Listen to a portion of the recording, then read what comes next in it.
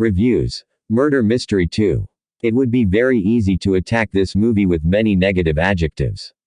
It's the perfect film for Letterboxd and film Twitter users to showcase their snobbery and balance their ratings with some negative reviews.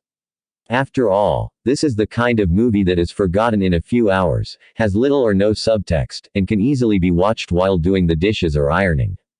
However, a movie should be judged according to what it intends to be, and this movie is exactly what it should be: light entertainment that sometimes makes you laugh and doesn't strain your brain. It's an improvement over the first movie in every way. The humor works much better, everything seems much bigger in scale, and the Sandler-Aniston duo has greater chemistry. Adding to this are new characters. Audrey is sexist as ever. Rolling on the floor laughing that fit well into all of this.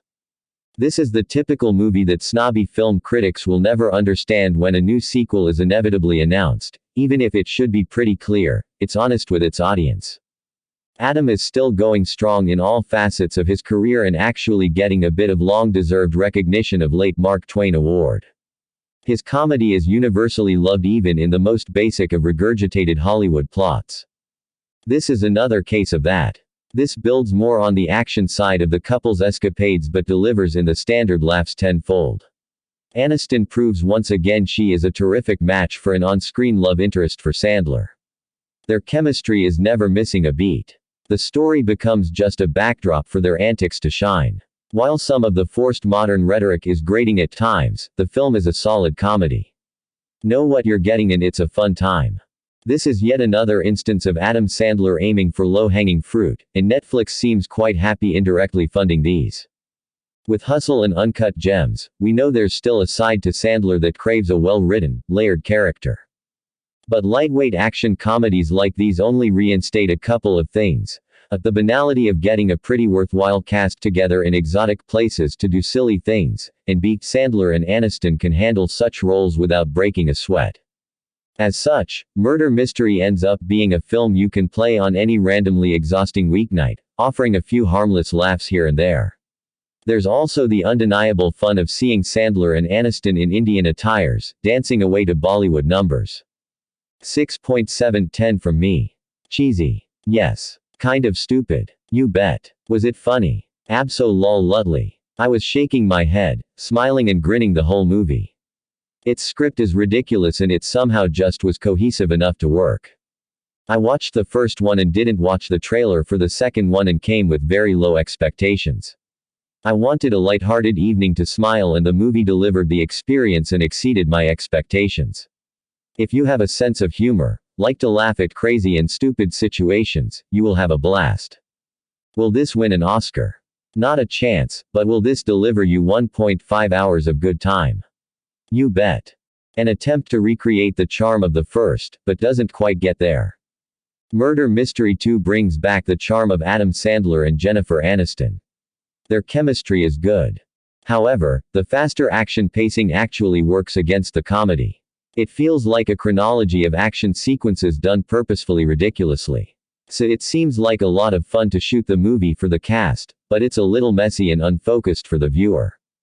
There is even a little lack of creativity in the sequel. Many elements from the first movie were recycled. Stabbed victim, stealing a Lambo, French lieutenant. I'm not even sure why some of the original cast needed to be in the sequel. It was a quick, fun, albeit forgettable movie. Perhaps if the plot and dialogue were a tad bit smarter, definitely the Sandler-Aniston pair can sell it. The time I wrote this review the movie had a rating of 5.8 stars and I don't understand why. The movie is pretty damn funny. I think there wasn't a joke I didn't laugh about and the reason for that is probably the actors. Adam Sandler and Jennifer Aniston just work so well together as well as their characters. The action isn't as good as in John Wick 4 of course, but for such a movie it's very good. I wasn't expecting that.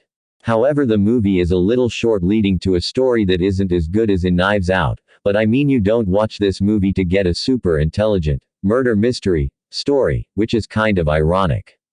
In conclusion, I would say this movie is definitely watchable, so don't be afraid if you find the rating of the movie bad.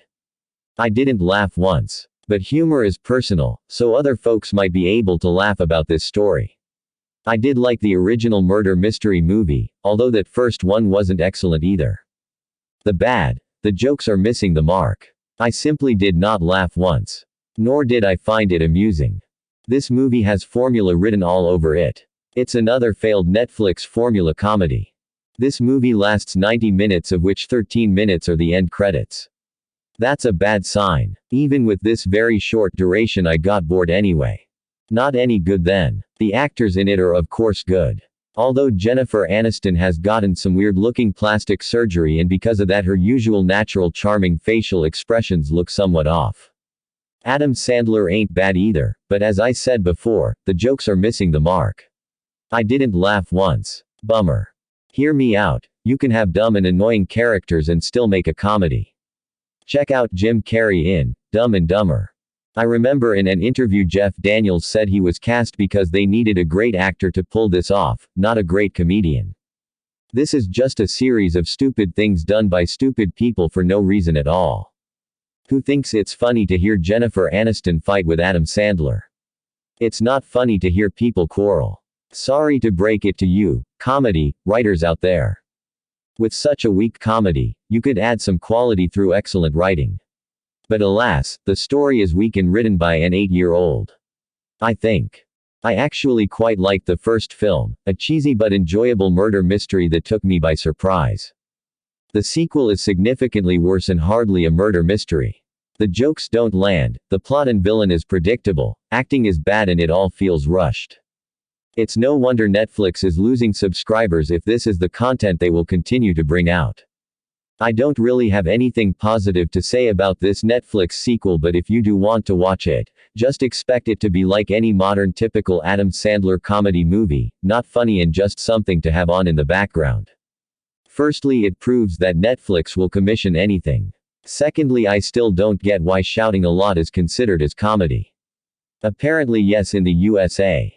The film has lots of gags, lots of action, lots of slapstick, but nothing that provides actual laughs.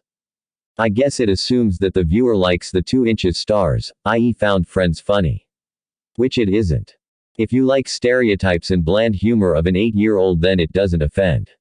Hey yo. I guess older actors eventually run out of money. The mystery. There isn't any. The murder. Dunno. Make up your own jokes, they can only be funnier than Murder Mystery 2. So the first installment was frothy nonsense, but well made, entertaining frothy nonsense. This second outing once again features the annoying hyper-untalented goof womble, Adam Sandler, and the facelift that was once Jennifer Aniston crosses the line into overblown cartoonish. The best bits are those featuring the French policeman reprising his role from the first film. Sandler and Aniston have zero chemistry, and this puts holes in the already sinking ship. The story is stupid, unoriginal, and more importantly, it isn't funny. In the third act we get brainless car chases and the usual cacophony of cliches. This is one to avoid unless you've got a 6-pack and a bag of crisps you need to finish whilst keeping your head empty. Movie was a solid fun watch, but for me there were just some things I did not like. To start, the movie is very similar to the first one, doesn't feel like they tried to change anything except locations. The pacing of the movie was also very fast, everything just happened so fast it feels like you hardly get any time to process what just happened. My last complaint is that there are plot points that just did not need to be added at all, like the story would have been fine to not add them. I am not gonna spoil anything, but you will probably notice. Some positives about the movie was that it was funny, had decent acting, and was a fun watch. Overall, I would recommend. I thought this movie was terrific fun. There are absolutely beautiful costumes, gorgeous scenery, and entertaining laughs. It's not going to win an Oscar, but it was never designed to. It was designed to entertain, and it is the perfect movie to watch on a Friday night with some takeaway. You will probably guess who the villain is pretty early on, but it doesn't detract from the enjoyment of the film. I've never been a huge Adam Sandler fan. Having said that, I do find him quite entertaining in this role, and Jennifer Aniston once again proves her comedic chops. Overall, it's a lighthearted and enjoyable comedy. Frankly, I can't wait for Murder Mystery 3. Watched Murder Mystery 2 starring Adam Sandler, Hustle, as Nick, Jennifer Aniston, We're the Millers, as Audrey, Mark Strong, Tar, as Miller, Melanie Laurent, 6 Underground, as Claudette, John Kani, the Lion King, as Colonel Ulenga. Jodie Turner-Smith, the Independent, as Countess Sekou. Enrique Arce Sayan, as Francisco. Kuhu Verma, Plan B, as Sarah. Zoran Valniuva, Mother's Milk, as Iman. Jillian Bell, Eureka, as Susan. Danny Boone, The Crime Is Mine, as Inspector Delacroix, and Adil Akhtar, Enola Holmes, as the Maharaja. Yeah, the film was decent. Awesome to see Adam Sandler turn it around on Netflix. I wasn't gut-busting laughing, but I chuckled. Loved it's a parody Glass Onion in a way as well. The hijinks the Spitz gets into.